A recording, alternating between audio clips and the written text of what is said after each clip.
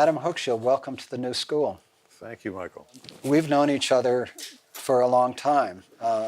We were just figuring it out, it goes back to 1962 or so in Cambridge, Massachusetts, and have many friends in common, and I have been an admirer of your work as a historian for many years. I'm going to read some of what Adam has written because I can't remember it all. The first book of his that I read, and it was his first book, was called Halfway Home, a memoir of father and son. It was published in '86, and the New York Times called it an extraordinarily moving portrait of the complexities and confusions of familial love. And it was really a beautiful, beautiful book about his family. Then he wrote The Mirror at Midnight, A South African Journey, The Unquiet Ghosts, Russians Remember Stalin, Finding the Trapdoor, Essays, Portraits, Travels, King Leopold's Ghost, A Story of Greed, Terror, and Heroism in Colonial Africa, which was a finalist for the National Book Critics Award, To End All Wars, A Story of Loyalty and Rebellion, 1914-1918, and his Bury the Chains, Prophets and Rebels in the Fight to Free an Empire, Empire's Slaves, was a finalist for the National Book Award and won the Los Angeles Times Book Award and a PEN USA Literary Award. For the body of his work, he's received a Lannan Literary Award and the Theodore Roosevelt Woodrow Wilson Award of the American Historical Association, and his work has been translated into 15 languages. He's also written for The New Yorker, Harper's, The New York Review of Books, Granta, The New York Times Magazine, The Atlantic. He was a co-founder of Mother Jones, an editor and writer for Ramparts, and teaches at the Graduate School of Journalism at the University of California, Berkeley. He's also married to Arlie Russell Hochschild, herself a very extraordinary writer and sociologist, who recently wrote a book called Strangers in Their Own Land about why, this one touched me very deeply because of all the work we've done on chemical policy reform and actually working in Louisiana in these communities. And she wrote an extraordinary book on why the white workers whose lives and families have been so affected by the chemical plants near them support the Tea Party. And so that's an extraordinary piece of work that also came out in the same year as Spain in Our Hearts. And so Adam and Arlie both had these remarkable books, and I read both in the same year. So it just gives you a sense of the gifts of Adam and Arlie and their remarkable family. So Adam, with that, I welcome you and I turn it over to you for your presentation, and then we'll have a conversation. Well, thank you, Michael. It's a real pleasure to me to be here. We've known each other for years, but I have not before seen you in your natural habitat here, a place where a lot of good stuff has gone on over the years, a lot of healing that has touched the lives of people that I know, most recently that of my daughter-in-law. And it's also always nice to be in Bolinas. I know that I'm surrounded by immensely creative people, and it's an honor to be among you, and also to see here two of my journalist colleagues, Mark Dowie and Ed Dobb. So I'm going to talk about this most recent book that I wrote. And as we go into that subject matter, I'm going to ask you to sort of mentally roll the clock back to the 1930s. And just imagine the context of that time, because that's when this Spanish Civil War took place. It was a pretty grim time. At home, we had the Great Depression taking a terrible toll. A quarter of the American working population was out of work, another quarter underemployed. And abroad, the Depression was taking a similar toll, but even more grim because these hardships were fueling some very nasty movements. In Germany, Hitler was very rapidly rising towards power, finally took power in 1933. In Italy, Benito Mussolini had already been in power since the early 1920s. And furthermore, and this is something we often forget, regimes of the extreme right, usually quite anti-Semitic, often semi-fascist, were in power or on their way to power throughout most of Eastern Europe. So fascism was definitely on the rise throughout the continent. As the French writer André Malraux said, fascism has spread its great black wings over Europe. Paradoxically, one of the bright spots in Europe of the early 1930s was Spain.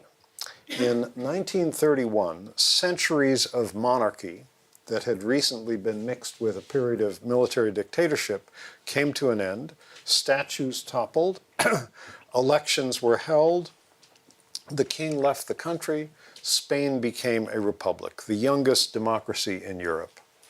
This was something that was greeted with widespread rejoicing, not just in Spain. This photograph was taken in Madrid, but everywhere, because democracy seemed to have arrived at last in a country that up to that point had had very, very little of it. One of the big losers in this change of regime in Spain was the Catholic Church, which had previously controlled all education in Spain. Now, Spain remained a very divided country, a country of huge disparities of wealth, with a very small elite at the top and a large mass of miserably poor peasantry at the bottom. Millions of people living in dirt-floored huts with little or no land. More than a quarter of the population was illiterate, by far the highest rate in Western Europe. In early 1936, progressives around the world felt a further surge of optimism about Spain because elections held in February that year in the Spanish Republic brought to victory a coalition of left and liberal parties. They wanted more social and economic justice, and much could be done. Then, however, in July 1936, a large group of right-wing army officers rose up against the elected government of the Spanish Republic. The Spanish Civil War had begun. It was a real shock. This was the biggest armed conflict in Europe since the end of World War I, almost 20 years earlier. These right-wing officers called themselves nationalists. They were determined to overthrow the government of the Republic, and the Spanish nationalists very quickly came under the leadership of a tough-talking young general named Francisco Franco. What did they want? They wanted an end to democracy. They wanted a Spain based on those large estates in the countryside, which meant rolling back land reform. They wanted military dictatorship. And Franco had an appeal to people that I think had many things in common with other demagogues at the time and that we've become familiar with since then. We can trace it in his propaganda posters. First of all, there was the appeal of the strongman. Place your trust in me, don't worry about the details, I'll fix things, it'll be terrific. Then there was the idea that all of Spain's problems were caused by certain groups that had to be gotten rid of. In the case of Spain in 1936, these groups were Bolsheviks, anarchists, separatists, Catalonia and the Basque Country, strongly separatist, and oddly, Freemasons, because the Masons in Spain had traditionally been very anti-clerical. Another part of the appeal was an appeal to the glories of the past. In other words, make Spain great again. Many of the emblems and symbols he used had to do with evoking the days of the old Spanish Empire, which he frequently did. It was always a little foggy about how the Spanish colonies in the Americas were going to be restored, but that appeal to the glorious days of the past was very much part of his appeal to people. And the Spanish nationalists adopted that right-wing fascist salute from Germany and Italy, but the symbol of the movement very much harked back to the past. The arrows date from the Inquisition, for shooting down heretics, and the double yoke symbolizes absolute obedience to the joined kingdoms of Aragon and Castile. So that was the nationalist emblem, the double yoke and the arrows. And in later days of the war, when the nationalist Air Force had superiority of the skies over the Republicans, their fighter planes would trace skywriting of that symbol in the sky. Now, the revolt by the Spanish nationalists was heavily supported by the Catholic hierarchy. And you can find many pictures like this of priests and bishops giving that salute along with Franco's generals. The Catholic hierarchy was by far the most reactionary in Europe, in Spain, and he was going to give education back to the Catholic Church. Somebody else who supported Franco wholeheartedly was Adolf Hitler. There was widespread horror throughout Europe that Hitler now had a new ally. He sent help to Franco immediately: arms, advisors, ammunition, tanks, planes, pilots. And for Hitler, supporting Franco was not only a chance to bring a sympathetic dictator to power in another country and have a new ally, it was also the war that was going on was a chance to test out some of Germany's new weapons for the much larger war that Hitler was already planning. For example, the Messerschmitt 109 fighter plane, mainstay of the Luftwaffe in World War II, was flown in combat extensively for the first time in Spain. Same thing with the Stuka dive bomber, and with many, many other weapons as well: tanks, artillery, much more. Mussolini not only sent Franco and the nationalists planes and tanks, but 80,000 ground troops as well. In the first week or two of the war, the Spanish nationalists under Franco seized roughly a third of the country. The area is colored gray on the map there. But they rapidly gained ground, and by several months later, they had almost half the country under their control, and as you can see from the map, they were right at the gates of Madrid, the capital city. The army of the Spanish Republic fought on as best they could, but they were very ill-equipped. You can see from this photo of Republican troops in action, the artillery piece of the background is so ancient it doesn't even have rubber-tired wheels. None of the troops have helmets. The Spanish Republic pleaded desperately with the major democracies, the United States, Britain, France, for the right to buy arms. And interestingly, Spain had the money to buy those arms because they had the world's fourth largest gold reserves. Why? Because Spain had been fortunate enough to remain neutral during the First World War while the rest of Europe was spending itself into bankruptcy. But all the democracies said no. They did not want to get drawn into a new war in Europe which threatened to become a world war. In the United States, for instance, Franklin D. Roosevelt was sympathetic to the Republic. He was certainly a man who knew what fascism was and who hated it, but he was a very shrewd politician.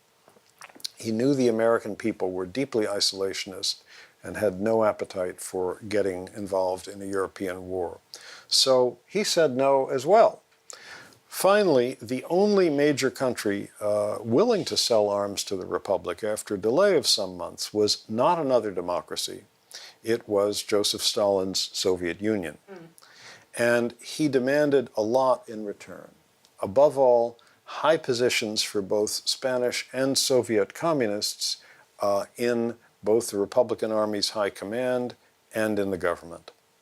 But he did sell the Republic crucial arms, especially aircraft and tanks, supplied the crews to man them, and these were really critically important in the fall of 1936 when they helped prevent the Franco and the Nationalists from seizing Madrid, which they otherwise would have done. Stalin also did something else, which was that he instructed communist parties around the world to begin recruiting men as volunteers to fight in Spain. These were the forces that became the famous international brigades, and they also played an absolutely crucial role in defending Madrid in the early days of the war, the fall of 1936. These are some of those international brigade volunteers. Fall of 1936, the international brigades ultimately totaled more than 35,000 men from over 50 countries, a crucial force. These men were in action in the fall of 1936 at a point when the front line between the Republican and Nationalist forces ran right through the campus of the city's university on the northwest outskirts of the city. These guys are defending the Philosophy and Letters building. Buildings on campus actually changed hands between these forces. And if you look very carefully, you can see under the row of sandbags on the left, there are stacks of books. We don't know the nationality of the men in the picture, but given the time that it was taken, it was fairly early on because obviously the weather is still warm. They're just in T-shirts there. They were most likely British or French or Polish because those were the first groups of volunteers to arrive. British volunteers, incidentally, noted that if you were building a barrier like this and you placed a book face up against an oncoming bullet, a bullet would penetrate 350 pages before stopping. So that's one use for overly thick books. At the very beginning of 1937, the American volunteers began to arrive. This is one of the first groups marching through Barcelona, early 1937. Ultimately, there were 2,800 Americans who went to volunteer in Spain, by far the largest number of Americans who've ever gotten involved in somebody else's civil war. The American volunteers who survived are all dead now, but one of the things that made me interested in writing about this period was that I knew several of them, half a dozen of them, all men gone now, all 30 or 40 years older than me. And I bet some of you here probably knew of one or two of these guys also, because there were a lot of them in the Bay Area. The last known American volunteer died in California at the age of 100 last year. The Americans who went to Spain came from 46 of what were then 48 states. Most, although by no means all of them, were members of the Communist Party or its affiliated groups. They came from every imaginable walk of life, from the son of a former governor of Ohio, son of a former mayor of Los Angeles, to a vaudeville acrobat, teachers, lumberjacks, longshoremen. Why did they go? I think because they felt, as did millions, tens of millions of people around the world, that the greatest threat that the world faced at that point in time was rapidly expanding fascism that sooner or later would threaten all countries. One American volunteer, Maury Kolow of New York, later said, "For us, it wasn't Franco, it was always Hitler."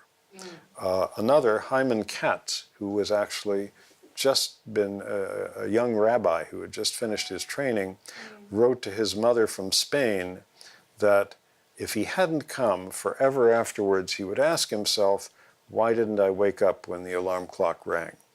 He was killed several months later. A number of the Americans who went were college students. In this picture, the guy on the right is from Oberlin, the other four from New York University. The American volunteers fought in most of the critical battles of the war. Of those 2,800 Americans, 750 were killed, more than 1 out of 4. Hundreds of the remainder were wounded. And that's a higher death rate than the U.S. military experienced in either of the world wars. They often fought in broiling heat.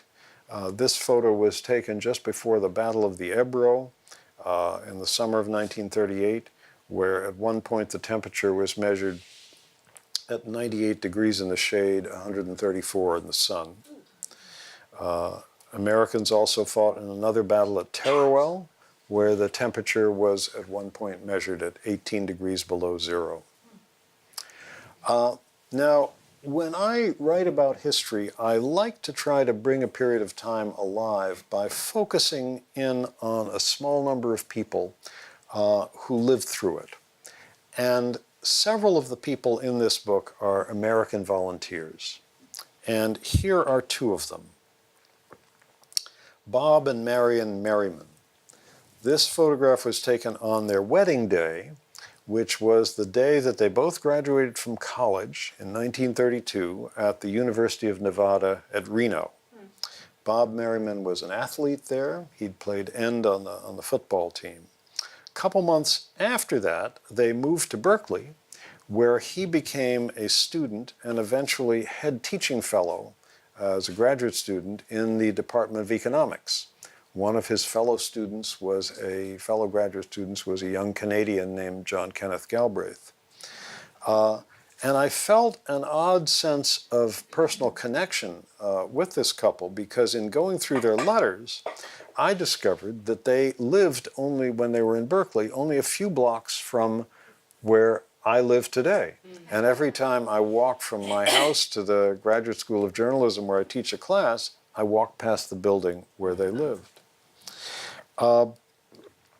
When he was an undergrad at the University of Nevada at Reno, Bob Merriman, who worked his way through college, as did his wife, Marion, discovered he could earn an extra $8.50 a month, which was a lot of money in the Depression years, by taking ROTC. So he did. And that meant that when he got to Spain, he was one of the very few Americans among the volunteers who'd had any kind of military training. And he was almost immediately made an officer and made commander of the American battalion. He was wounded in action, then recovered from his wounds, and later became one of the highest-ranking Americans in Spain, eventually chief of staff of the 15th International Brigade, which was the unit that included all American, British, and Canadian volunteers, and a few from other countries as well. Widely known for his charisma and bravery. His wife, Marion, went to Spain also, became a corporal in the Spanish Army, and was the only American woman working in uniform in the International Brigade headquarters. There were other Americans in Spain besides the soldiers, a lot of medical volunteers, doctors and nurses. The woman in the foreground in this picture, Solaria Key, was a nurse from Harlem Hospital in New York City. In Spain, in the American Military Hospital there, she was in charge of a ward with 5 white nurses working under her, something which would have been unimaginable in the United States in that time. One of the medical volunteers I ended up following in my book was a guy named James Negus, who was a fairly widely published poet at the time that he went to Spain. He kept a diary while he was there. By the way, do historians a favor and keep diaries. They're wonderful material for us to work from. Negus was wounded, but he survived the war. He was an ambulance driver. Survived the war, died quite young, only a decade after the war was over. And people knew he'd been keeping a diary, but everyone assumed it had been lost. It was discovered, no one is completely sure how it got there, on sale in a Vermont used bookstore in the year 2010, 7 years ago. And it was edited and published by two Bay Area scholars, Peter Carroll and Peter Glaser. I think it's perhaps the finest piece of writing by an American volunteer in Spain. Another medical volunteer I follow is a nurse, Toby Jenski, who came to Spain from Beth Israel Hospital in New York. At one point in the American military hospital there, she fell in love with a wounded soldier. And it's always fascinating when you can reconstruct a love affair from several different angles. In this case, we have letters from her. Do historians another favor, by the way, and keep your letters, especially love letters. We have a memoir by the soldier, and we also have an account by somebody who knew them both in Spain, who also worked at the hospital, who says that things didn't happen at all the way he described in his memoir. Another group of Americans in Spain I was particularly interested in were the correspondents who covered the war. Here are some of them observing and photographing a bombardment. The war was a huge news story. During the time that it raged, from mid-1936 to early 1939, there were more than 1,000 front-page headlines in the New York Times dealing with the Spanish Civil War, more than on any other single topic. The rise of Hitler, the re-election of President Roosevelt, the toll of the Great Depression. And there were nearly 1,000 foreign correspondents in Spain at one time or another, coming from all over the world. One volunteer wrote home, "Everybody but Shakespeare is here." Every country sent reporters. Here's one group, and of course, in the middle of it, as he always managed to be in the middle of any group he was in, is the best known of the correspondents, Ernest Hemingway. He made 4 lengthy trips to Spain during the war as a reporter for the North American News Alliance, Newspaper Alliance, which was a consortium of some 50 newspapers. Also in Spain with him was his then girlfriend, later third wife, Martha Gellhorn, who was reporting for Collier's magazine. And in this photograph, she's with Bob Merriman of Berkeley, whom I was telling you about before. Now, for the correspondents, the big story, which they covered endlessly, was the bombing of Madrid. This was the first time that a European capital had been under heavy, sustained, non-stop aerial bombardment. This was the city where the correspondents were based, and they wrote hundreds of thousands of words about this. And it certainly was a legitimate story to cover. But I've done some reporting from abroad myself, occasionally from conflict zones, and one thing I've noticed about large groups of journalists in such places is that we, tend to practice a kind of herd behavior. Reporters always travel in packs and all too often cover the same story. And this was very true in Spain. They kept a close eye on each other, tended to report the same story, and there's a reason why journalists do this, which is that no reporter in the field wants to hear from his or her editor back home saying that a rival newspaper or network is reporting a battle here or a crucial announcement there, and why haven't we heard anything about it from you? This herd behavior business was all the more enforced in Spain by the fact that the foreign correspondents all stayed in the same hotel in Madrid, the Hotel Florida. They ate dinner together every night at the same restaurant a few blocks away, at a table, long table that was reserved for them. And then they would usually go back to Hemingway's suite at the hotel and drink into the early hours of the morning. And you can find description after description of this in the memoirs of correspondents who were there.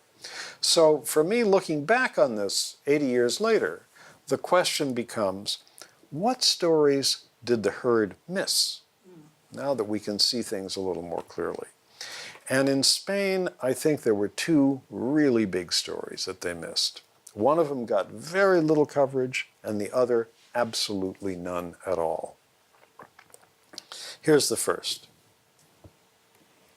In most of northeastern Spain, Barcelona, surrounding Catalonia, the nearby region of Aragon, Franco's military coup was defeated initially not by loyal soldiers, but by hastily organized, badly armed militias that had been set up by left-wing political parties or trade unions.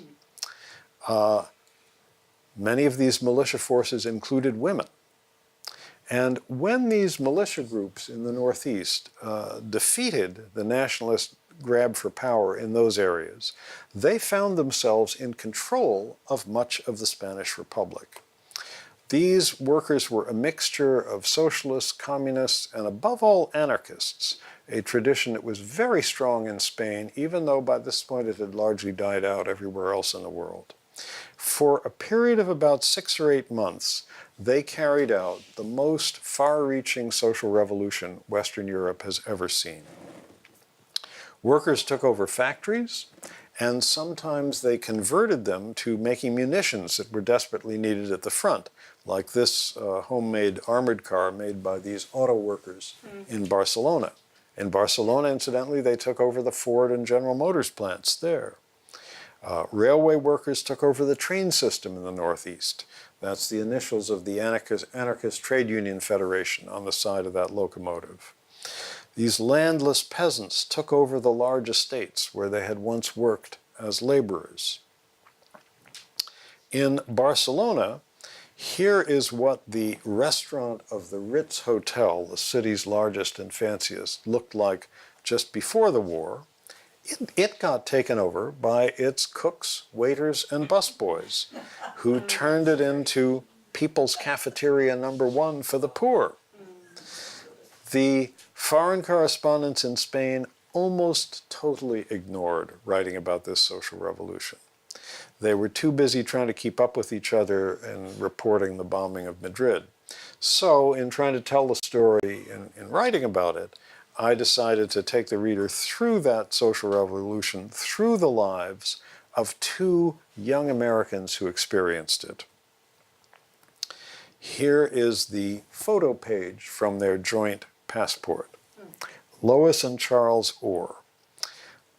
Lois was a student at the University of Louisville, Kentucky. In her sophomore year, she dropped out of school and she married her economics instructor, Charles Orr, who was about 10 years older than she. They were leftists, but strongly anti-Stalinist. And they went to Europe on their honeymoon, a very political honeymoon. They wanted to see what Nazism looked like up close. They planned to travel on to India to see colonialism firsthand. But while they were traveling in France and Germany, they got word of the attempted military coup in Spain and of the fact that this remarkable social revolution had broken out in the Northeast. And Lois Orr, who was the live wire of the two, insisted to her somewhat older and considerably stodgier husband that they had to go there. So they hitchhiked to the border, crossed the border 2 months after the war started, and spent the next 10 months living and working in Barcelona. Lois Orr was 19 years old. During those 10 months, she wrote the most extraordinary series of letters home, and she spent much of the rest of her life writing and rewriting an unpublished memoir of living in that revolutionary period. They met other young idealists from all over Europe who had come to Barcelona because they also wanted to take part in these events. These were independent-minded leftists who were excited that here there seemed to be a revolution that was genuinely coming from the bottom up, not one that had been imposed from the top down as in Russia. One of the young people in their circle, for example, was a 23-year-old German political refugee named Willy Brandt. Another became still more famous. He's in this photo here of the militia unit he joined in Barcelona. And he is, of course, George Orwell. far in the back.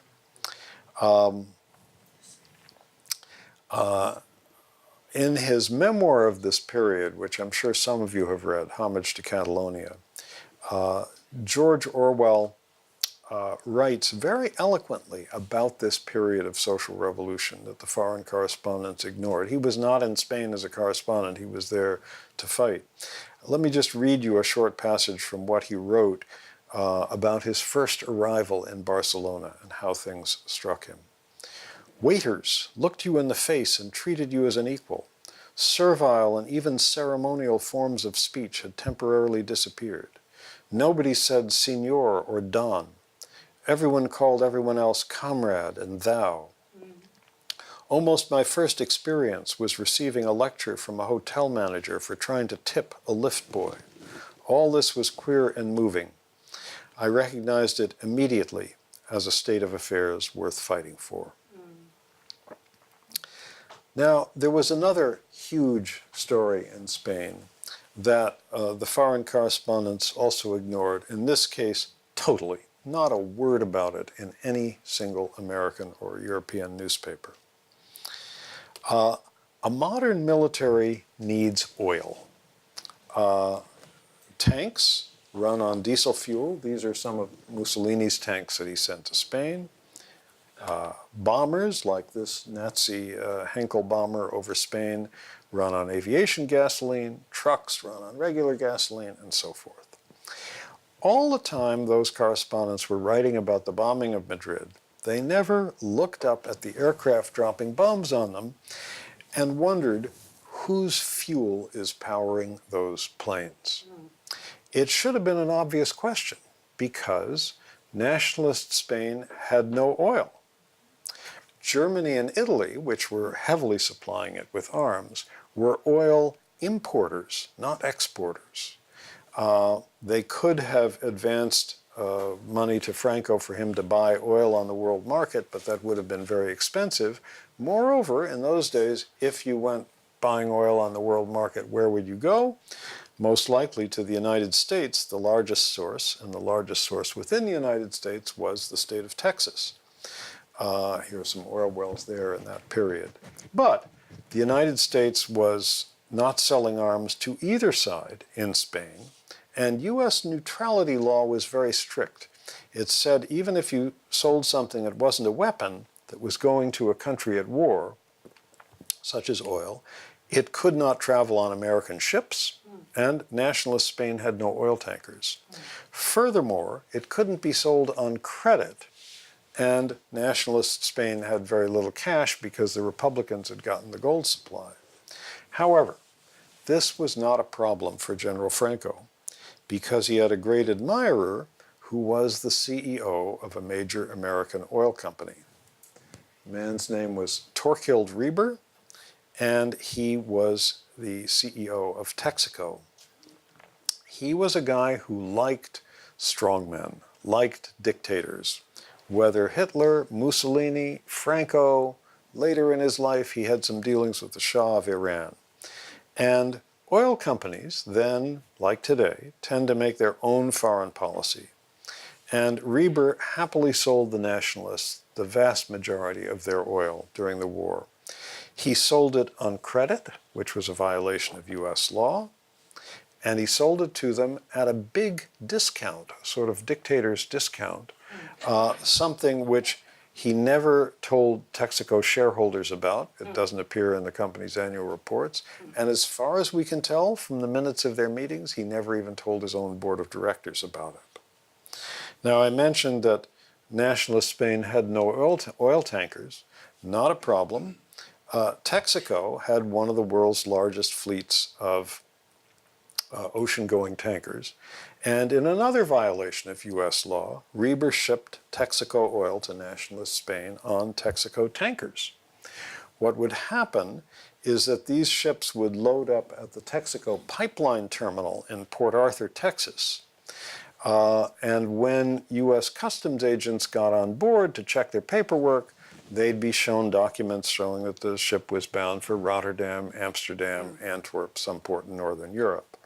Once at sea, the captains would open sealed orders redirecting them to ports in nationalist-held Spain. So those bombers over Madrid were fueled by Texas oil. And that's not all. Reber was such an enthusiast for Franco that he went to nationalist Spain twice during the war. The second time, he got a VIP tour of the front. He's second from the right in this photo. The man at the far left, appropriately wearing a black hat, is another Texaco executive, William Brewster, who was head of Texaco's Western European operations. And Reber and Brewster put Texaco at Franco's service in another way. Texaco had offices, oil tanks, installations, agents in ports all over the world.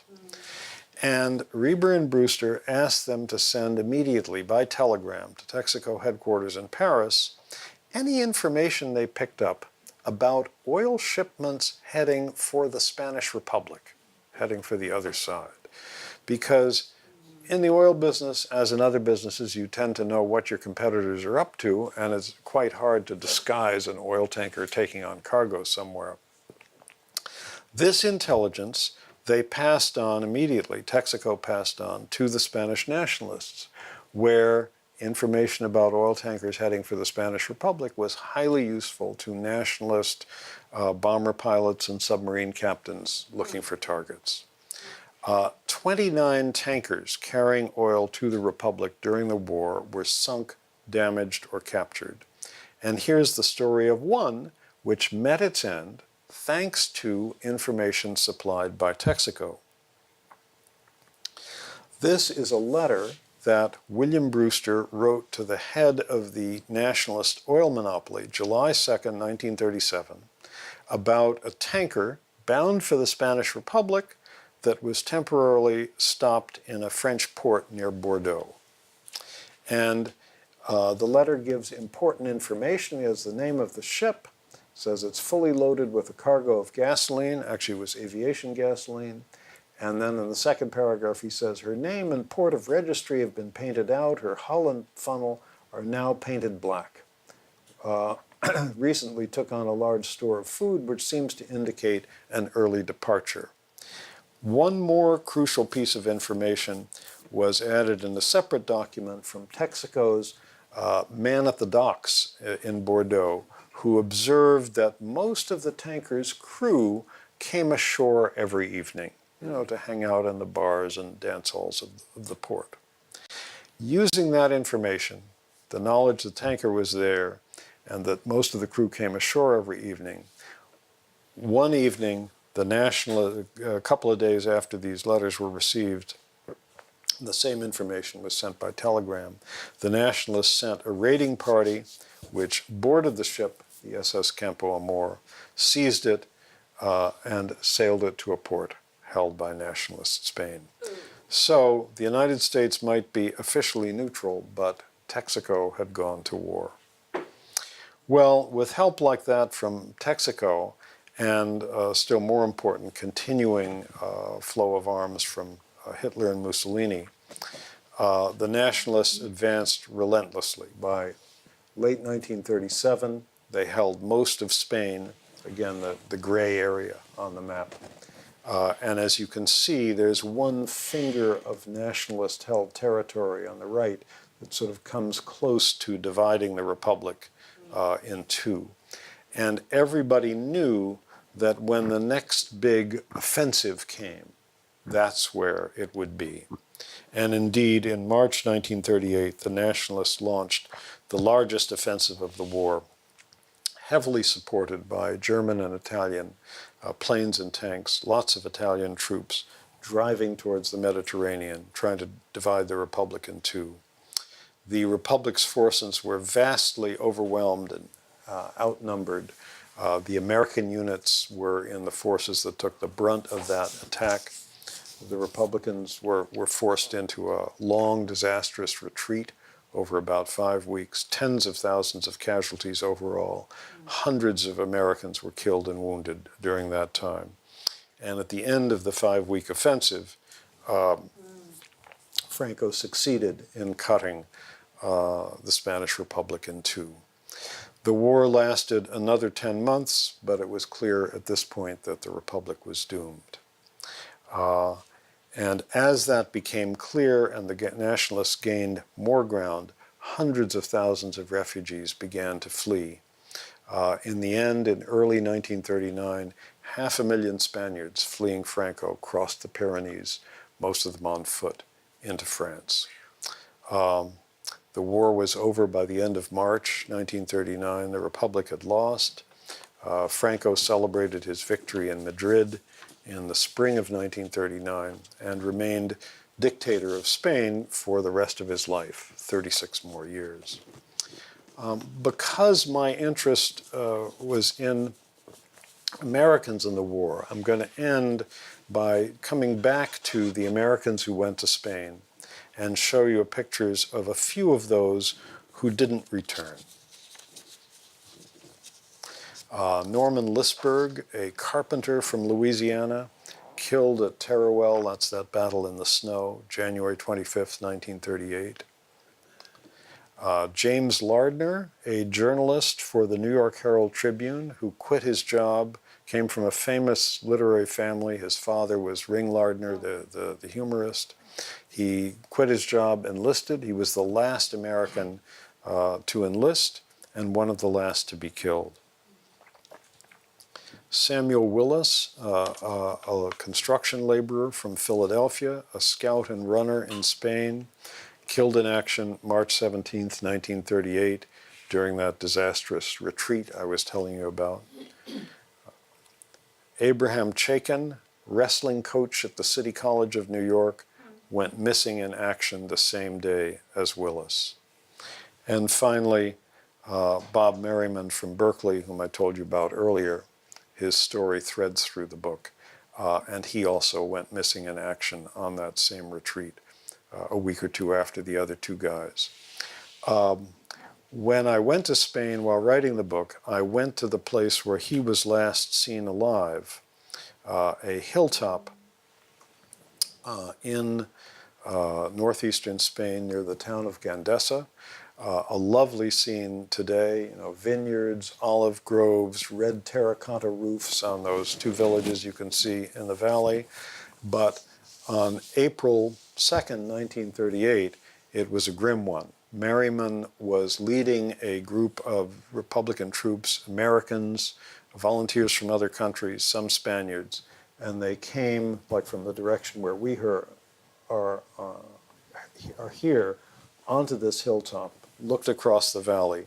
They knew that if they could get across the valley and the hills on the other side, they would reach Republican-held territory and they would be safe. But when they reached this hilltop at dawn on that day, there were spotter planes overhead. They saw a column of Franco's troops marching into the valley from one side, trucks full of Mussolini's Italians on the other side, and they knew that they would have a hard time getting across. They split into smaller groups to try to infiltrate under cover of darkness, waiting for nightfall. Most of them didn't make it. If, incidentally, Merriman's story sounds at all familiar, tall, athletic, former university instructor from the American West who loses his life in Spain, it's because Ernest Hemingway knew him well and clearly had him in mind when writing his novel, For Whom the Bell Tolls, where a lot of the characteristics of Robert Jordan, the hero, are modeled on Merriman. So why don't I stop here? Wonderful. And we can talk a bit, and glad to hear your comments. Thank you.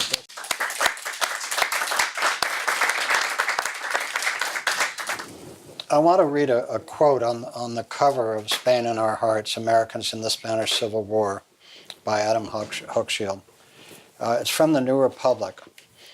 With all due respect to Orwell, Spain in Our Hearts should supplant Homage to Catalonia as the best introduction to the conflict written in English, a humane and moving book. And I believe that's actually true. It's an extraordinary book. I think I would give it to Orwell. I mean, I'm not glad for the quote, but Orwell's is a wonderful book. You can say that, and I'm grateful for your humility.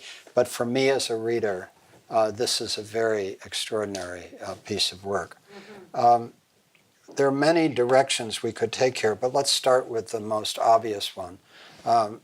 We are living right now in a period of time where right-wing strongmen are taking power in Europe and the United States. Yeah. And as a historian, as you watch what's taking place now, what are the significant analogies and what are the differences between what you wrote about in Spain in Our Hearts and what we're experiencing now? Well, one difference is that there isn't a sort of obvious place to go and fight as there was in Spain. I wish there was, but it's the battles really have to take place within many different countries, including our own. I do think some of the forces that have produced this, the rise of right-wing demagogues, both in the United States and Europe, have some analogies to the 1930s. We certainly know that in the 30s, the Great Depression, the vast scale of unemployment, put many people into misery and made them ripe for people promising magical solutions. Trust me, I'll solve the problem, or if we can just, get rid of the Jews or get rid of somebody, that'll solve the problem. I think today the causes of economic distress are different, harder to see, but there's still a lot of distress out there. You mentioned Arlie's book, Strangers in Their Own Land, and she zeroed in on the kind of people who ended up voting for Trump, spent 5 years studying communities in Southwest Louisiana, and just from going there with her a couple of times, meeting some of those folks myself, you realize that there are a lot of people hurting in this country, and you look at the statistics for the lower 40 or 50% of the American population in income, their relative income, real wages corrected for inflation, has gone down since the 1970s. You have huge numbers of people knowing that their children are not going to be economically as well off as they are. And I think that's one of the things that sort of sets people up for demagoguery. The similar causes of distress exist, I think, in many countries in Europe, although they vary from country to country. We were just in Poland a couple of months ago and realized that that's a place where, as in the US, where the South and rural areas are kind of a different political country than the coasts, the same thing there. Eastern and Western Poland, there's this extremely right-wing regime. It's in power now, has been put in power mainly by the eastern half of the country, which is more full of smokestack industries that have gotten left behind, more rural, and all kinds of certainties that used to be there that in many countries that you would always have your job in a factory or whatever, and your son would have the job after you. Those certainties are no longer there. I think that other changes are upsetting to people, changes that we welcome because they're changes involving making a more just society. The dropping of barriers, to people of different races, to women and employment and so on, we take as a great step forward. But to many people, this is a world that is extremely unsettling. I read recently, I need to verify the statistic, I probably shouldn't cite it without verifying it, but apparently for employed Americans under the age of 30, the average woman now earns more than the average man.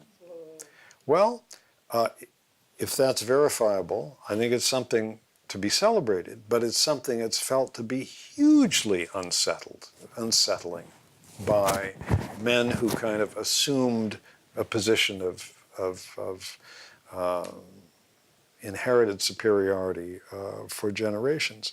So there are all these unsettling factors. There's jobs being outsourced overseas.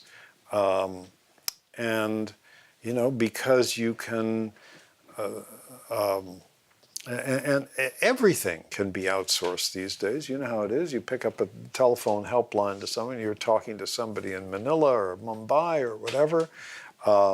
Some local newspapers around the country are trying to outsource coverage of local events by, you know, having journalists in India watch local city council meetings by Skype and write their stories from there. People in every occupation know that they're at risk of being outsourced. Robots are on the horizon, already taking many jobs, going to take more. So there's a tremendous degree of economic unsettledness that varies by nature and intensity within this country and between this country and many other countries. But I think that sets up, makes such a fertile field for demagogues. You know, vote for me and I will solve the problem. We will get rid of those Muslims. We will get rid of those refugees. We'll get rid of whoever it is that's allegedly the source of the problem. And everything will be just right. Again, as it used to be.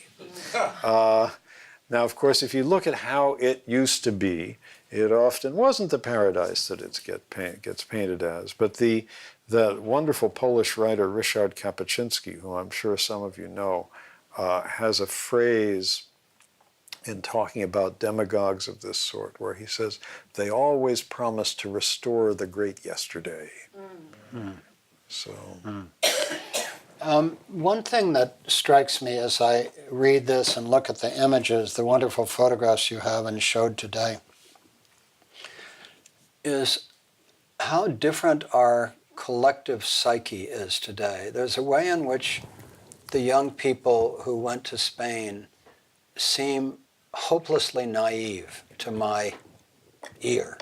And I wondered if you could talk about your experience of immersion in the collective and individual psyches of the young people from the United States who went to war and our collective psyche today, because I can't imagine us responding with this level of naivete.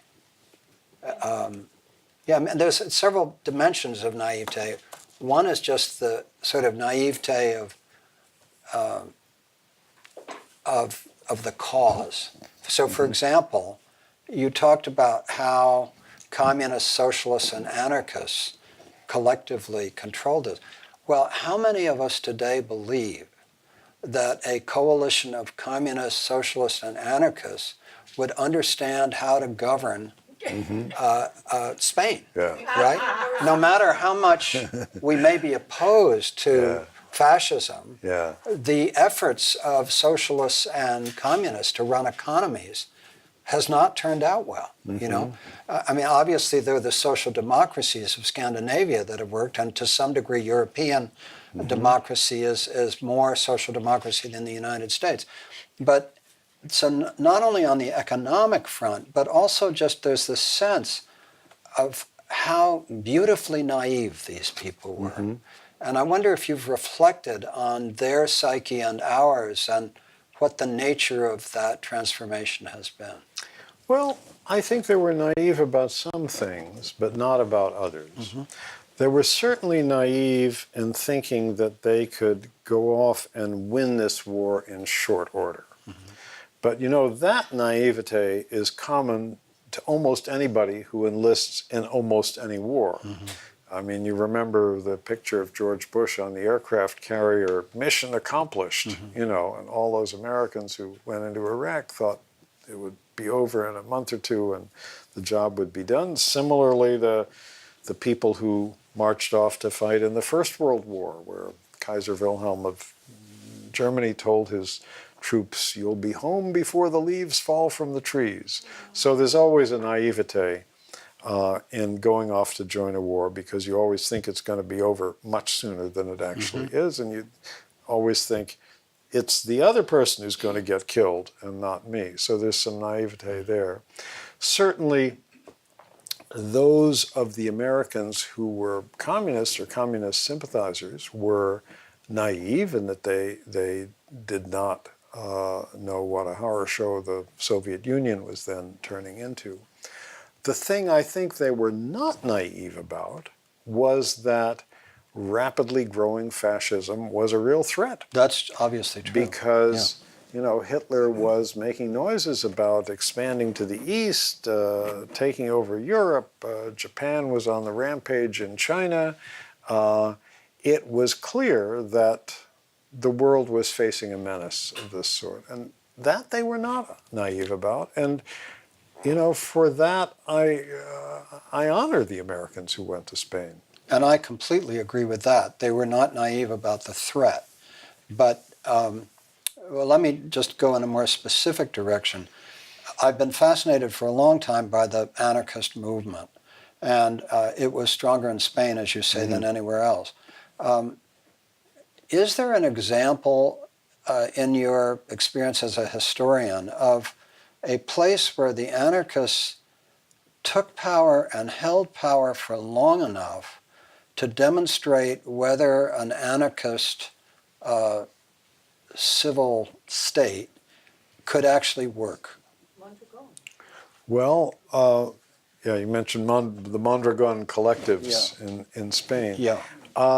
There are certainly smaller examples of small communities, you know, worker-owned factories or enterprises of one sort or another, which have been successful, and in the case of the Mondragon cooperatives in Spain, have lasted quite a long time. We certainly can't point to a whole state that was set up that way and has lasted that way. No, I don't think so. But on a small level, yes. Yeah. What is your sense of the impact of the Spanish Civil War overall on, I don't know quite how to ask the question, but the question would be, what was its impact on American culture and letters over time after the war ended? I mean, obviously, you had For Whom the Bell Tolls, you had Homage to Catalonia, you had all the writing that was done.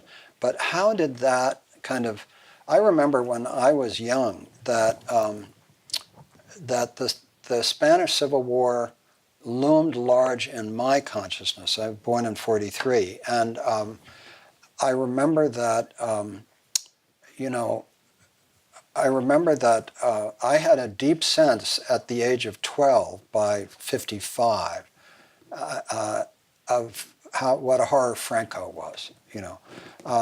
So I'm just curious whether you've thought about the movement of that moment into American culture and letters and what the impact was. Actually, what's surprising to me is how, with some exceptions, you know, the exceptions being people, you know, families where they knew somebody who went to Spain, or a family member had been killed there or something, or Communist Party circles. With those exceptions, I think it vanished pretty quickly from the consciousness of most Americans. And, you know, there are also certain places like New York, where you and I grew up, or the Bay Area, where there were really quite a lot of Spanish Civil War vets and so on, where it was more likely to be something that you heard about. But despite the enormous amount of coverage it got when it went on, you know, the last Americans came home at the end of 1938, and then fairly quickly the world's attention turned to the outbreak of World War II in Europe, I mean, it was already going on in Asia with the Japanese rampaging around China. And then, of course, after Pearl Harbor, when the nation mobilized in a way that it never had before on such a vast scale, that kind of largely snuffed out the public memory of the Spanish Civil War in this country, except for those who had, you know, family or political connections to those who had gone. I heard next to nothing about it growing up, and you know, we didn't know anybody who had been in it. Once I got to the Bay Area, I did begin to get to know some Spanish Civil War vets and began hearing about it, was curious about it. And then I'm sure you remember, you know, in the anti-war marches in the 1960s and 70s, you'd see, you know, people marching under signs, veterans of the Abraham Lincoln Brigade. And it was a new experience for those vets to find themselves cheered, because for 20, 30 years after they got back from Spain, they'd all been mercilessly harassed by the FBI. You know, J. Edgar, if Hoover could find out where each Lincoln vet was employed, twice a year FBI agents would, you know, visit the employer and say, are you aware that you're employing somebody who once served in a communist army? And so on. A lot of people lost their jobs. Some people changed their names, moved to different parts of the country, tried to shake that surveillance. So I think that sort of crushed the memory for a lot of people. But you point out that Homage to Catalonia came out in 1938. It sold 800 copies till 1950. But then in the Cold War, it sold millions. So there was that dimension that continued, right? Yeah, I think it's always interesting to see how a memory can get framed. Homage to Catalonia, which I think is a truly extraordinary book, was almost ignored once it came out, because Orwell had been very frank and open about the fratricidal fighting on the on the Republican side, where the communist-backed police of the Republic suppressed the anarchists and this small independent left party that he was affiliated with. There was street fighting in Barcelona that he took part in. Several hundred people were killed, and he wrote about this. And nobody wanted to hear about it then. You know, the people who were backing the Republic wanted to feel that was the cause of good. It was not tarnished by anything. Then the book was finally published in the U.S. in 1950 with an introduction by Lionel Trilling, who stressed that this was sort of an anti-communist document. I mean, he does very alert to Orwell's literary qualities. An anti-communist document, and I think because of the Cold War was on, people took it in that spirit. It became very widely read as an example of communist perfidy and so forth. Nobody noticed that Orwell, 5 years after he had published Homage to Catalonia, changed his mind about the war and decided that the fratricidal fighting was not the reason why the Republic lost the war, but the Republic lost the war because Hitler and Mussolini were supplying one side and the democracies were not supplying the other side. He said these things in an essay he wrote then. He left detailed instructions before his death in 1950 that Homage to Catalonia should be revised accordingly, where the chapters about the street fighting should be made appendices, and it would de-emphasize that angle of it. The book was not published in the form in which he wanted it until 35 years after his death in England, and it was not published in that form in the United States until 2 years ago. where, I'm happy to report, it has an introduction by me. Oh. Because I pointed this out to the publisher and said, we really should do what Orwell wanted, and would you let me write the introduction? Oh, wonderful. And so he did. I want to shift away, you gave me permission, from Spain in Our Hearts to ask you a couple of autobiographical questions that go back to the first book that I read of yours, Halfway Home, your early autobiographical piece about you and your father. Could you just tell us a little bit about your story, about how you grew up, what your family was like, and then what you think in that story brought you to co-found Mother Jones, to be an editor and writer for Ramparts, to be an extraordinary progressive historian who has documented so many of the injustices of the past and the present. Tell us a little about how you, at our current age, in our mid-70s, now see. Well, you may be mid-70s, but Right. I'm not sure how I you am see yet. how you see your story from here. Well, I had a very lucky upbringing in many ways, and I think the parts that are relevant here was I grew up in a family where my father was Jewish, my mother was WASP. My father was an executive of a mining company that had interests in mines in various parts of the world. At the time that I was growing up, the principal ones were in what today is Zambia, was then the British colony of Northern Rhodesia. He made the terrible mistake of taking me with him once on a business trip to Africa. And I began to realize that our comfortable way of life and my being able to, go to college and do all sorts of other good things was based on the labor of African miners who were working far under the earth for very low pay and in very hard conditions, and that those profits were flowing back to this country. And it was kind of my introduction to how the world worked.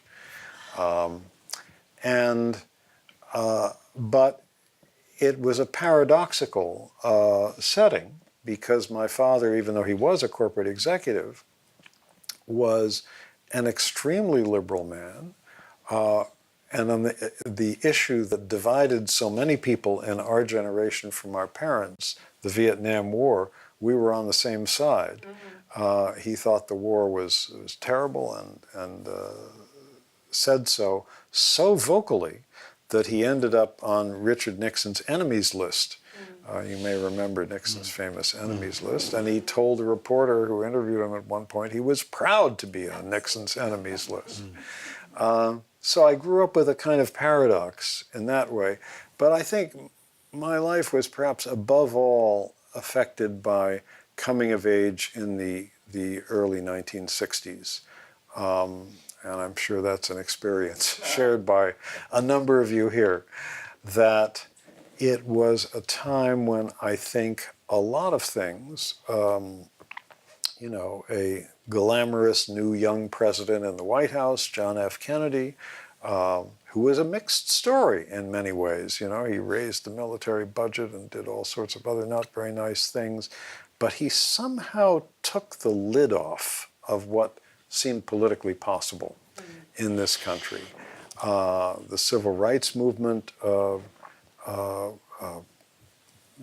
came to life in a big way.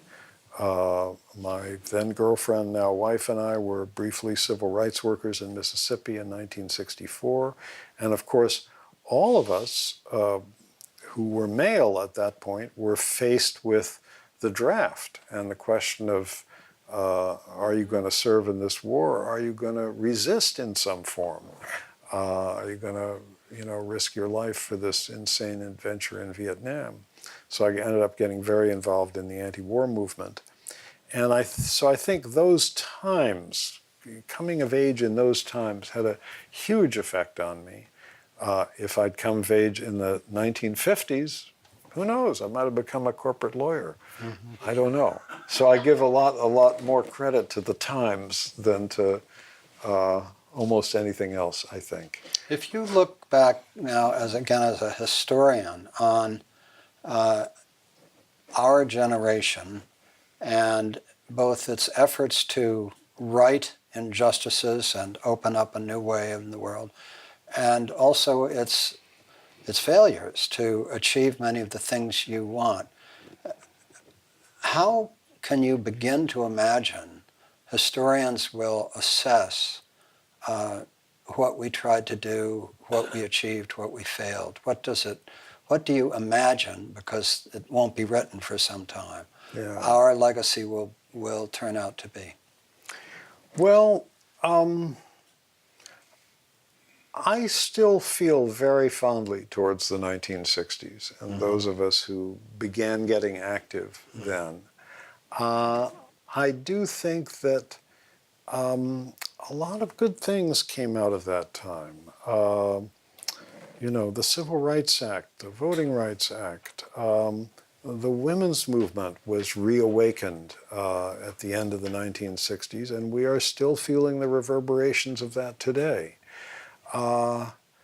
And I prefer to focus on those positive things, which I think are enormously positive. You know, the environmental movement really was reborn end of the 60s, beginning of the 70s too.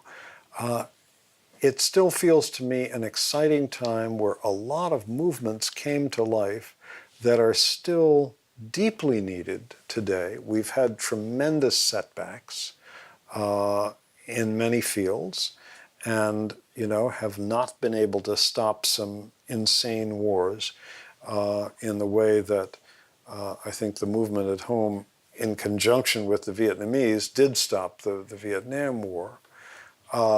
Obviously, Trump is a colossal setback, but sometimes the setbacks allow you to see more clearly what has to be done and what kind of alliances need to be forged. And I do sense a certain optimism about that in the air right now. Before we open it up to questions, one final question for now from me is whether you're willing to tell us what you're working on now. I will, but in a very abbreviated, I don't want to give away too much. Right. I'm working on a book about some early American radicals in the period 1900 to 1920. Another very hopeful time. I don't know, I'm often attracted to moments when people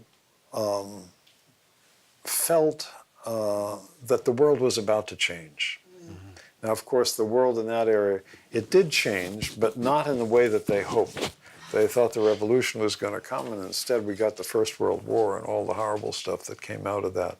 But those moments of great optimism still attract me. Thank you. Mark Dowie, let me start with you. What's on your mind as you listen to your friend Adam today? Well, Adam and I have taken very similar paths since we worked together for years. Adam was one of my first editors and by far the best editor I ever had as a magazine writer.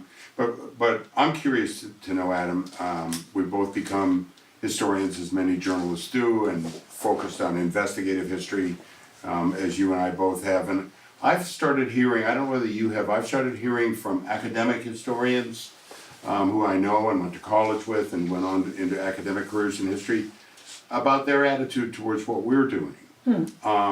They seem to belittle the credentials and experience and professionalism of journalists as historians. They acknowledge that we have provide a lot of the raw material for history, but that we should not become historians because we're not trained as historians, even though I wish historians had learned the investigative skills that you and I have developed. It would make history a lot more accurate if they did. But so I just wonder whether you're hearing that at all from Dr. So-and-so, professor of history, about what you're doing. I occasionally do, although And where I really hear it is occasionally a book of mine will get reviewed in a scholarly journal. And of course, these scholarly journals are where that's your chance to really belittle somebody, you know.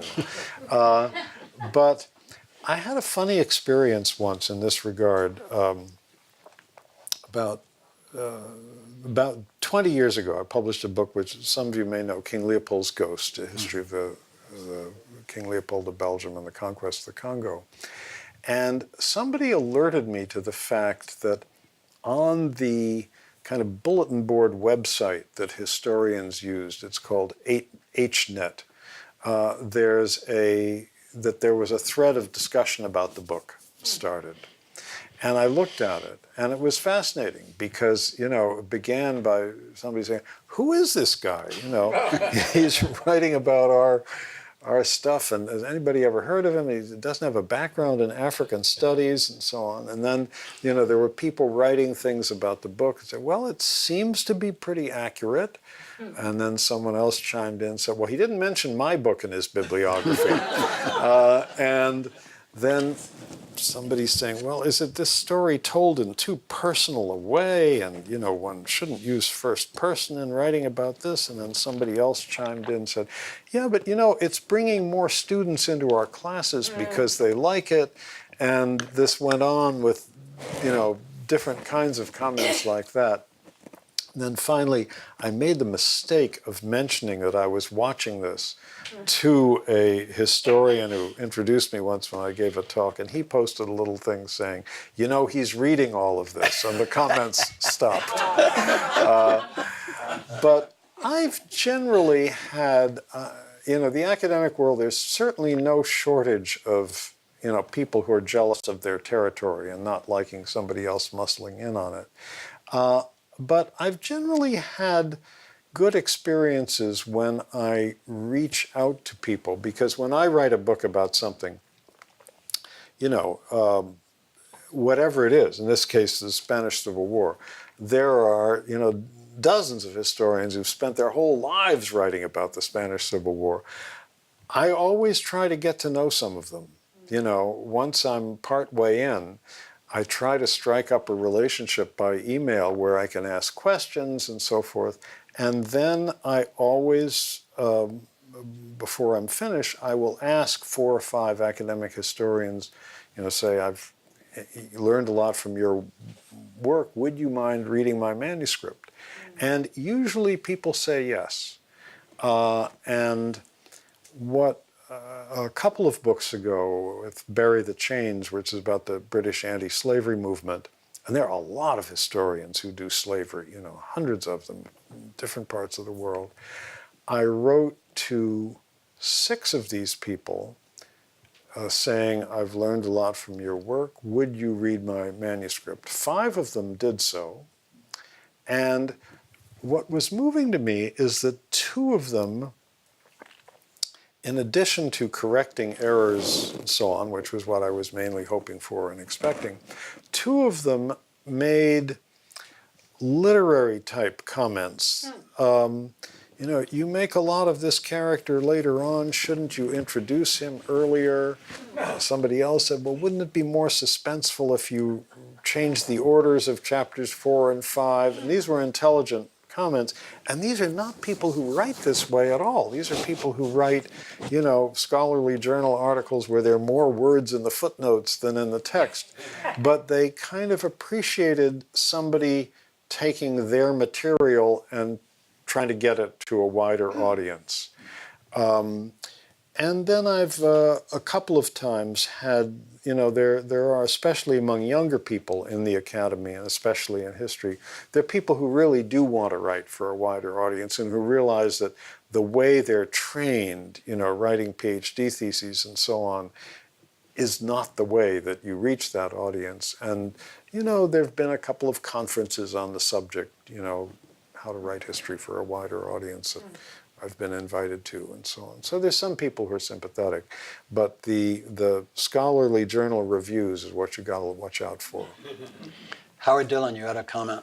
Yeah, following some of the things that Michael said, it seems to me, looking at the story of the Spanish Civil War, that the groups on the left, there were so many different points of view, and as you said, the communists suppressed the anarchists and so on, that the right, the nationalist side seemed so much more unified, quite apart from the fact that they had better military gear. Is there a way to unify the left? It's a constant theme through the last 30, 40 years. In every situation I keep seeing disarray on the left because of all these... In the widest possible sense, do you see any way of uniting the left? Well, I think around the world, then and now, it's always easier to unite the right because the ideas are simpler. Yes. And you got people you can hate. You know, we can all agree that, you know, we hate the Jews or the blacks or the Freemasons in Spain or whatever. Left people tend to be going off in all directions, a little more fractious. I actually think, though, that, you know, there are examples of successful coalitions. I think, in a way, the left-wing coalition in Spain was partly successful. I think what really won the war for the nationalists was that they had this immense stream of help from Hitler and Mussolini. You know, the latest arms, the Messerschmitt fighter planes, the 80,000 ground troops from Mussolini. They had all of that and all the ammunition and artillery and so forth they wanted. The Republic had none of this. But there were, even though the coalition was a very fractious one, there were a number of different parties that were in the Republican coalition. There was a period of time when the anarchists dropped their opposition to being a part of any government and actually joined that coalition for a time. And one can think of other times and places where there have been left coalitions that have worked. You know, when the Greens and the Social Democrats ran Germany together for some years. So I think coalitions are possible, and I think we got to build them, and it's the only way. Well, the New Deal was a progressive coalition. You know, Dale Polisar, you had a comment. Yes, I was wondering if Howard Fast's novels were an inspiration to you as a young man, and also I wanted to ask how you keep up your hope and courage writing about the things you do. I mean, Leopold's Ghost, the First World War, the Spain, such a load of stupidity and misery. Of course, it must be the heroism that buoys you up, but... Yeah, but what about my anti-slavery people? They did get rid of slavery. That's true. So, and I think, actually, I'm ashamed to say I have not read Howard Fast, but, you know, in any of these struggles, you find people, even in the midst of monstrous evil, as with King Leopold and colonialism in Africa, there were good people who were trying to do their best to expose what was going on, and I find their story inspirational. And no matter how bad the tyranny, it's the stories of people who were fighting against it that interest me. And often, you know, the battle is not won until a generation or several generations later, but the sense of continuity across the generations among people fighting those battles is one of the things that keeps me going. Eric Karpeles. I'm sure that you've come across reference to Simone Weil in this, because she was a character whose involvement in the war was of interest. She went back to France after having volunteered, and for quite a long time took a pacifist stance based upon her experiences as a soldier in the Spanish Civil War. And when the time came when war was emerging in Europe, she encouraged people not to do that. And I was wondering if you found a parallel among Americans who came back in terms of their relationship to the onset of the Second World War? Actually, not that I'm aware of. The Americans, as I mentioned, 2,800 Americans went to Spain, 750 were killed. The remainder came home. At least 400 of them were in the U.S. Armed Forces in World War II. More than 20 were killed in World War II. And I think they felt, we already fought the first round in the battle against fascism. We want to keep fighting. I admire people who are pacifists in the world wars. It was a difficult stance to take, especially in the Second World War, but I'm not aware of any Spanish Civil War vets who were among them in this country. You had a comment. Actually, it's related to what Eric said. The volunteers that you knew and met, how did they assess their efforts looking back, years, decades later? The ones I knew personally all felt, I remember the first volunteer I met I was a reporter at the San Francisco Chronicle, 1965-66, and I discovered there were 2 Spanish Civil War vets, older reporters, on the staff. The Chronicle then as now is not a very good newspaper, but it was very good about giving jobs to people who would have been blacklisted elsewhere. And in talking to one of them, George Draper, I was asking him, how do you think back on the war? And the first words out of his mouth were, I wish we'd won. The other reporter, who I think lived in Marin until his death a few years ago, Jim Benet, who was the paper's education correspondent, was a little more reserved. But I think almost all of them, if there were any American Spanish Civil War vets who wished that they had not gone to Spain or fought, I have not met them or heard about them. There were certainly some of them who became bitterly disillusioned with communism. No doubt about that. As with, many people who were part of the communist movement at that point. But, a number of those who went were not part of the movement to begin with. And a lot of those who were disillusioned with communism later, and even bitterly so, still felt they had fought for something useful in Spain. Christina Flanagan. Such a wonderful presentation. Thank you. Could you draw any thoughts about fake news as it compares to the propaganda machine of the early 20th century? Is it similar? Is it different? What do you think of it? Well, it seems to me we've had some version of fake news for a long time. Obviously there is the technological ability to get this out there very fast on social media and so on these days.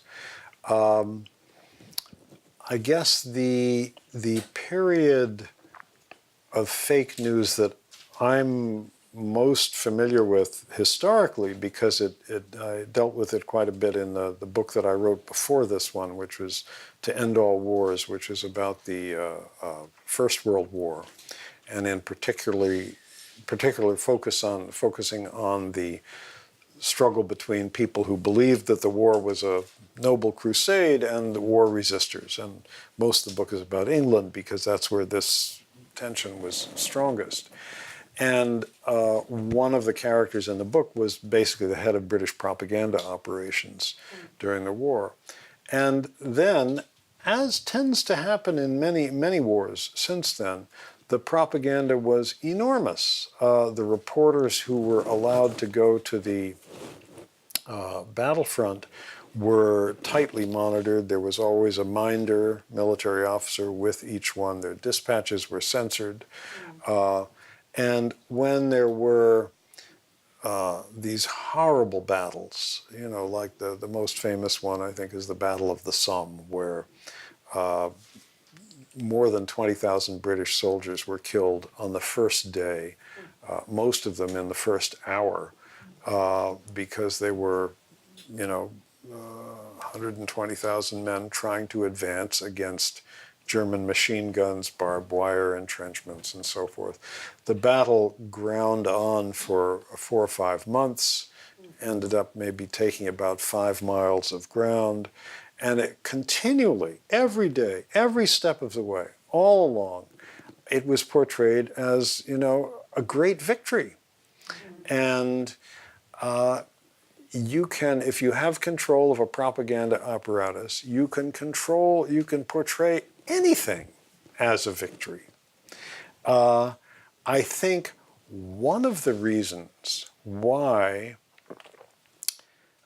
Hitler was so easily able to hoodwink the German people into feeling that they had been betrayed and stabbed in the back in the First World War. You know, part of Hitler's rhetoric was that we were about to win the war in 1918, and then Jews, communists, pacifists stabbed the noble German soldier in the back and made this terrible deal at Versailles.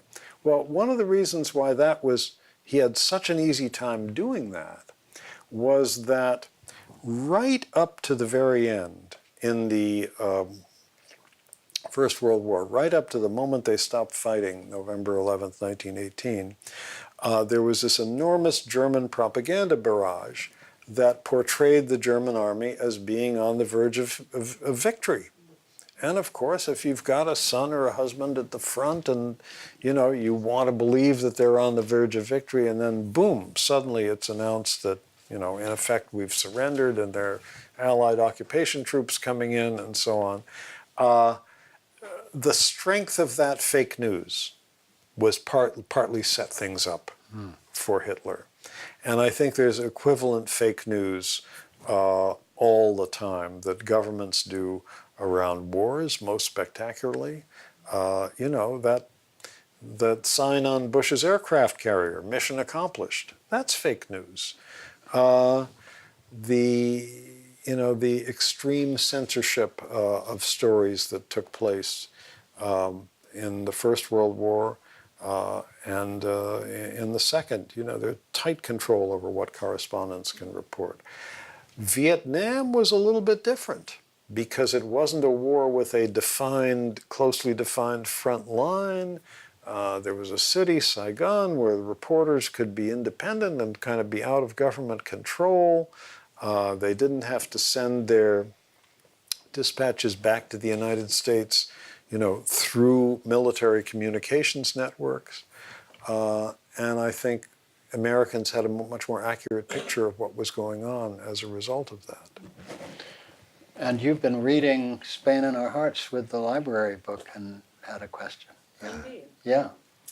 Although the question comes out of what you've been saying, I was so struck by you talking talking about Reber's love of dictators. The list did not include Stalin, so he was clear on that. He wasn't going to go there. All the other strong guys, but yeah, right. Although who knows, if Stalin had wanted to buy some oil, I'm sure he would have happily sold it if he to hadn't him. had his own. Which was also impressive about the Orrs. You know, they were leftist, but they were anti-Stalinist, Yeah. which it took a lot of people a long time to figure Yeah. out. So how does that happen? How do people have that kind of clarity when there were so many heartbroken old communists? Yeah. Well, this is something that's long been fascinating to me, you know, attitudes of Americans and other foreigners towards the Soviet Union. I think there too, there was some fake news involved. The Soviets were not only extremely skillful propagandists, but they were very, very good at controlling what foreign correspondents in Moscow were allowed to report. And the famous, notorious example, of course, is Walter Duranty, the New York Times correspondent in Moscow, who basically poo-pooed the purge trials, poo-pooed the idea that there had been a famine in the early 1930s, and, you know, yes, food is a little bit short, and so on, but nothing like this. And that kind of set the tone for the Western press's coverage of the Soviet Union. There was a very bold British reporter, Welsh actually, Gareth Jones, who published the first eyewitness accounts of the terrible famine that killed about 5 million people in the Soviet Union in the early 1930s. It was the man-made famine that was the result of forced collectivization of agriculture.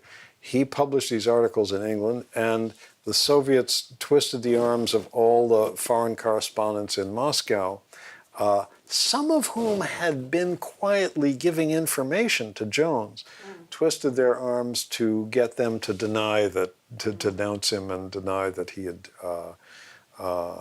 deny the things that he said. So they were masters of propaganda. And it was a time in the West then, the Depression years, when people were desperate to believe, with, you know, the vast suffering in the United States, people out of work, riding the rails, looking for jobs, Hooverville, shanty towns everywhere. They were desperate to believe that there's got to be somewhere in the world where they figured out how to do something better than this. And in Russia, whatever their other faults, there was no unemployment.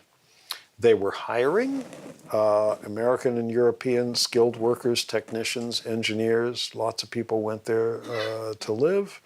And so it was pretty easy. If you wanted to believe in a paradise, it was pretty easy to believe that it was in the Soviet Union. Just as a final question, the line attributed to Martin Luther King, but I believe it goes far earlier than that the arc of history is long, but it bends toward justice. You know, when I think about at least the last 500 years of Western history, the movement from monarchy to democracy, from serfdom and slavery to freedom, the women's movement, the human rights movement, civil rights movement, gay rights movement, and now the Me Too movement, which I think is an incredibly important movement. And I look at the movements toward democracy around the world, the ends of imperialisms of many different kinds. On the one hand, I see the tremendous threat of climate change, chemicals, all the environmental forms of destruction, and the growing inequity under capitalism. But on the other hand, it seems to me that these right-wing movements have time and time again ultimately been beaten back. And that ultimately, at least for the last 500 years, the arc of history has seemed to bend toward justice. Is that something you would agree with or disagree Yes. with? You would agree with? Yes. Well, on that perfect note, Adam Hochschild, thank you so much for being with us at the News School. Yeah. Thanks so much.